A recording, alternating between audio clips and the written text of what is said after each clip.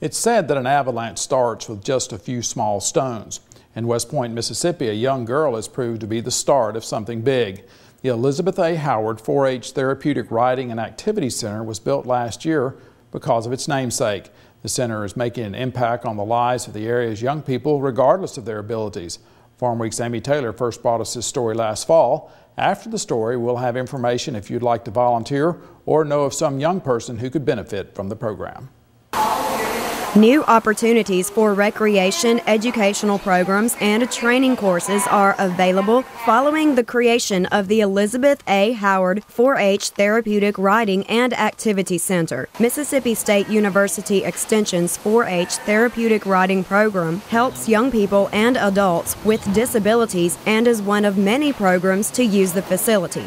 Mary Riley, Extension 4-H Therapeutic Riding Coordinator, explains the development of the arena, which involves a young rider with cerebral palsy. In 2003, Elizabeth Howard started riding with us, and her parents saw her close her right hand for the first time in her life on the back of a horse by clamping the saddle horn. And the next week, the dad came and said, "I want my child to ride more." So Elizabeth's parents donated funding to help build the arena located on about 60 acres in West Point. The land had already been donated to Mississippi 4-H Foundation by Bryan Farms and Jimmy Bryan in 2000. Riley explains how the riding program helps those with physical, mental, emotional, or behavioral disabilities. We have two different programs going on. One is hippotherapy, which is using the horse with a health professional, occupational therapist, speech therapist, or physical therapist, and the instructor. And the therapist is doing exactly what they would be doing in the clinic, but they're using the horse as a piece of equipment. The horse walks identically to the human. The pelvis is offset of 90 degrees. Therefore, it's feeding the brain of a person that has a mobility impairment as if they are in a normal walking gait. And that, from the medical standpoint, is what is so critical and so exciting about therapeutic riding, that therapists, doctors have not been able to simulate with that with a piece of equipment. The other program is therapeutic riding, which does not directly involve the therapist a patient is already seeing, but does expand on the patient's current exercises. What we do is find out what professionals they are working with. If it's a special education teacher, find out, are they working on math, reading, and then we translate what they're working on out here into the arena. Instructors can accomplish that by incorporating items like chalkboards, rubber rings, and other objects into the lesson. Instructor Hannah Miller says the activities provide good stimulation for the riders. It just gives life to the lesson, gets something different every day. They can do polls or scavenger hunts or playing with the rings on the poles, and it's just something to keep them. We also do glitter and face paint on the horses, just to get them engaged and keep them interested each week. Miller says it's also the bond between horse and rider that makes the program effective. She claims becoming a therapeutic riding instructor was no easy task. It was a lot of work. I had to do several tests, and then we had a week where we did workshops and we got our actual certification. The test involved a riding test where we actually had to ride and do a certain pattern. And then we also had to teach an actual lesson, and they looked at our teaching styles. And then of course there was online tests. You also have to do 25 hours of volunteer work as well as the actual 5-day workshop and training. Miller says she's glad to be part of the program because it relates to her career aspirations in occupational or physical therapy. In addition to therapeutic riding, the facility is available for many other activities. MSU Extension Clay County Director Donna Clyte describes other uses for the riding center. We will also be able to offer activities to 4-H youth in activities that they can prepare for their 4-H competitions.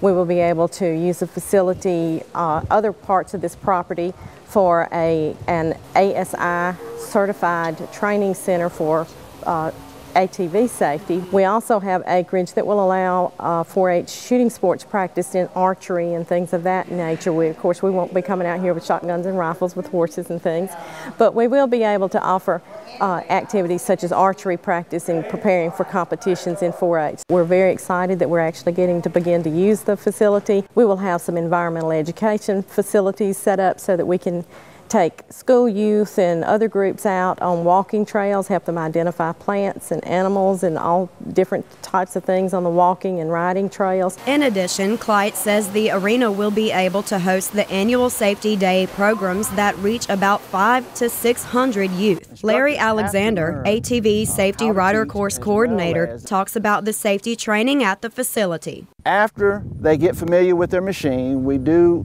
promote the use of reading the owner's manual to become even more familiar with the machine. After that, we get into the actual riding of the ATV. There are 16 lessons that are involved in the rider course, and once they go through those 16 lessons, they're pretty much familiar with all of the riding strategies that they may encounter in a real live ride that they may encounter back at home or some other place. So it's a very intense training.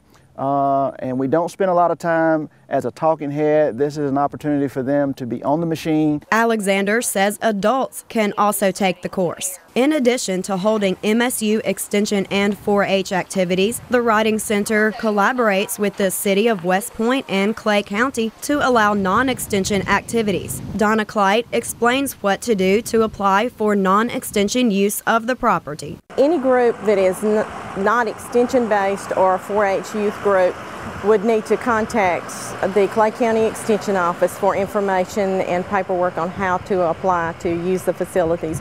However, we do want people to understand that the facilities will be extensively in use and may already be booked. Clyde says the facility offers exciting opportunities for Extension and 4-H to carry out the mission of serving the community through education, research, youth development, and safety training. Those involved in Mississippi State University Extension and 4-H programs have lots to look forward to following the establishment of the Elizabeth A. Howard 4-H Therapeutic Riding and Activity Center. From West Point, Mississippi, I'm Amy Taylor reporting.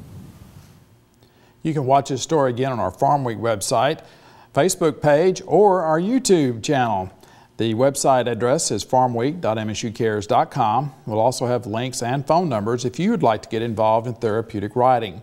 Volunteer training at West Point will take place on Tuesday, September 20th. The classes for the young people will run from September 26th through November 4th. Mary Riley, the program's coordinator, can get you started. Now, there are other therapeutic riding programs in Mississippi. Mary Riley can get you in touch with those as well. Our website, so you can find this information, is farmweek.msucares.com. In Layton, Mary Riley reports that the West Point Therapeutic Riding Program has doubled in size from when Amy was there last year. There are twice the riders and volunteers as last year, but they are still taking applications for both. Elizabeth Howard continues to participate in the riding, is strengthening her body and improving her posture. And thanks again to Elizabeth's family for the monetary donation that helped establish the center. But that still might not have happened at all if Elizabeth hadn't risen to the challenge herself.